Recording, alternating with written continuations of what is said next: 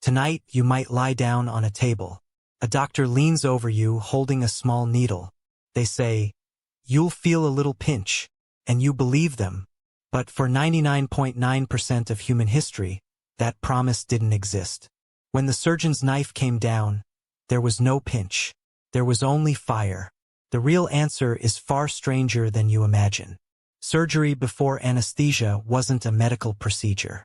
It was a form of torture performed with good intentions. It was a race against human endurance, a test of whether your mind could outlast your body's screaming nerves. And the most terrifying part? You were fully awake for every single second. Consider Fanny Burney. In 1811, she was a celebrated novelist living in Paris. She discovered a lump in her breast. 2 surgeons diagnosed it as cancer. The treatment? Immediate mastectomy. No pain relief. No ether. No chloroform. Nothing but a handkerchief to bite down on. The operation took place in her own bedroom. 3 men held her down. The surgeon made an incision. She later wrote that the pain was beyond all description. A sound she described as the rasping of a saw against her living bone. She survived. But she never forgot the sensation. She wrote that it remained present to her mind for the rest of her life. Now, imagine that experience multiplied by millions. Before the 1840s, every surgical patient across the globe faced the same ordeal. Amputations, tumor removals, cataract surgeries, even tooth extractions, all performed without a single molecule of numbness. The only tools were speed, strength, and the patient's own willpower. So how did they do it? The surgeon's primary skill wasn't precision. It was speed. Robert Liston, a Scottish surgeon in the 1830s, became famous for performing an amputation in under 2 minutes. 2 minutes, from first cut to final stitch. He would enter the operating theater, slap the patient's thigh, and yell for the assistant to hold the leg.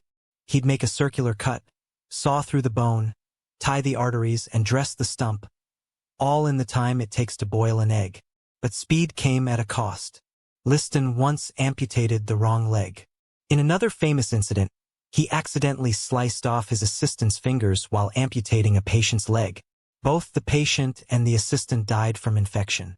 The operation had a 300% mortality rate. But here is the counterintuitive truth. Pain, as unbearable as it was, might have saved lives.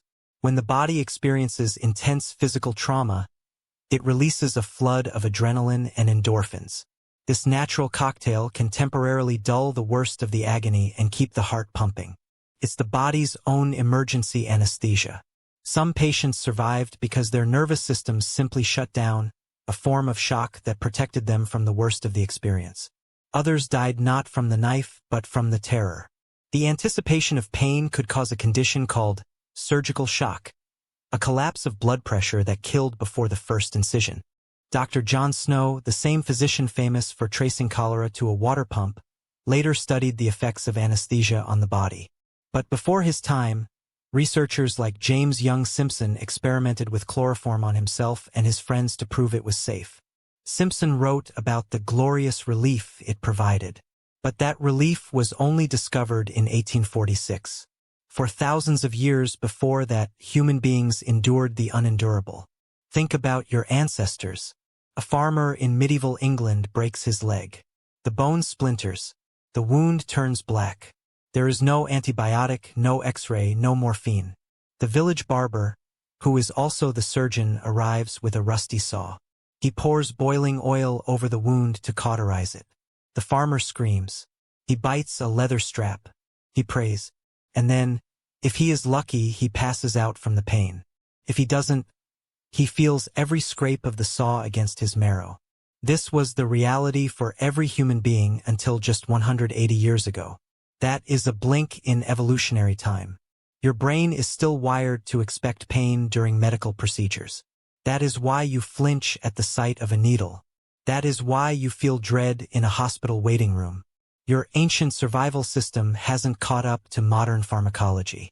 But let's go deeper. The experience of pain isn't just physical. It's psychological. Before anesthesia, patients knew exactly what was coming. They could hear the clinking of metal instruments. They could smell the blood and pus from previous operations. They could see the surgeon wiping his hands on a blood-stained apron. This sensory bombardment amplified the agony. The brain's anticipation of pain can literally make the pain worse. It's a feedback loop of fear and sensation that feeds on itself. Studies in modern psychology have shown that when a person expects severe pain, their brain activates the same regions as when they actually experience it. This is called the nocebo effect. Now imagine that effect multiplied by the knowledge that you are about to be cut open while fully conscious. Your heart races, your muscles tense, your breathing becomes shallow. Every single one of these physiological responses makes the knife hurt even more. And yet, humans adapted. In ancient Greece, surgeons used mandrake root and opium to induce a stupor. In South America, coca leaves were chewed to numb the mouth. In medieval Europe, patients were given a sleeping sponge, soaked in a mixture of opium, henbane, and hemlock. These methods dulled some of the pain, but they were unreliable. Too little and you felt everything. Too much and you died. There was no precise dosage. There was no guarantee. The real turning point came on October 16, 1846. At Massachusetts General Hospital, a dentist named William T.G. Morton administered diethyl ether to a patient named Gilbert Abbott. A surgeon removed a tumor from Abbott's neck. Abbott felt nothing. He woke up and asked, "When are you going to begin?" The room erupted. It was the first public demonstration of surgical anesthesia. The world of medicine changed forever. But here is the twist that nobody talks about. The discovery of anesthesia didn't just eliminate pain. It changed the nature of surgery itself.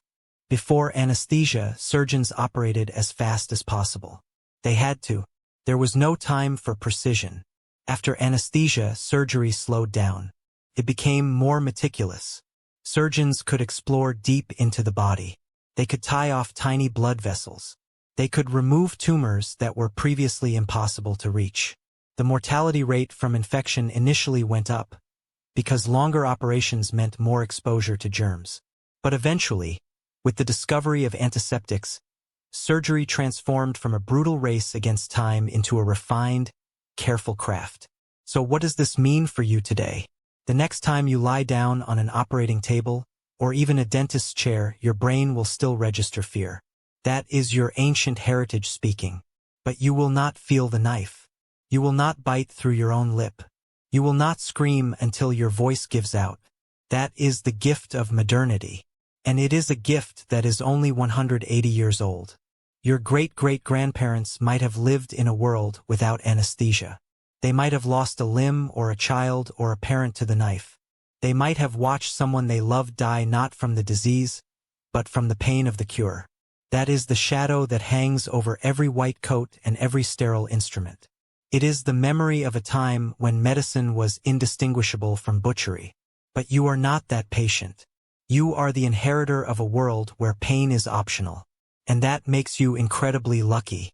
So when you walk into that bright, clean room, and the doctor says you'll feel a little pinch, remember that for thousands of years that pinch was a lie. It was a fire that consumed the body and the soul. But today it is just a pinch. And that is the strangest and most beautiful miracle of all. Now look at your hands. Feel your heartbeat. Imagine for 1 second that you are lying on a wooden table in a crowded amphitheater. The light is dim. The air is thick. A man in a bloodied coat approaches you with a gleaming blade. You cannot move. You cannot escape. You can only wait. That was reality. But it is not your reality. And that is why you can finally breathe.